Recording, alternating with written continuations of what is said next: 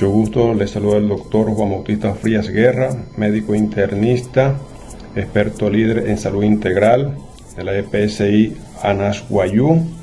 Hoy vamos a hablar sobre unos datos clave de la hipertensión arterial ofrecido por la OMS y la OPS, la Organización Mundial de la Salud, y la Organización Panamericana de la Salud. Y ante esta enfermedad podemos decir que la hipertensión la definimos cuando esta presenta unas cifras igual o mayor a 140/90. A esta enfermedad la denominan también el asesino silencioso, porque una persona puede padecer de la misma y puede no tener síntomas.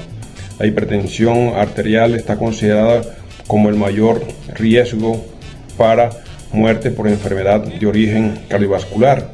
Las enfermedades cardiovasculares son las principales causas de muerte en nuestros países, en la mayoría de los países del continente americano, y que estas son responsables o llega hasta el 30%.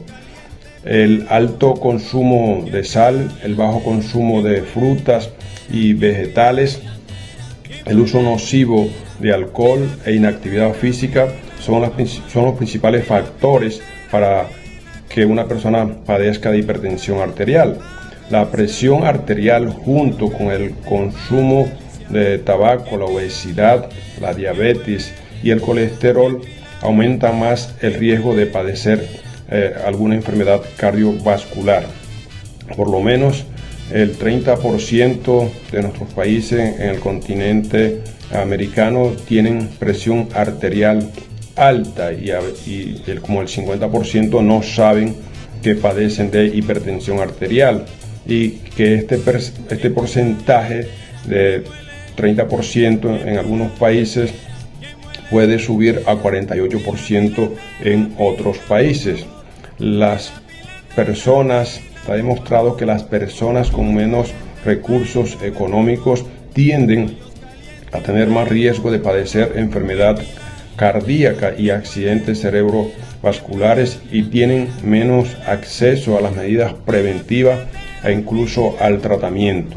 Cada año millones de personas quedan en la pobreza o pierden sus recursos económicos como resultado de los gastos en salud para enfrentar las complicaciones secundarias a la hipertensión arterial. La reducción del consumo de sal a nivel de la población es la intervención más costo efectiva en salud pública para reducir la hipertensión arterial.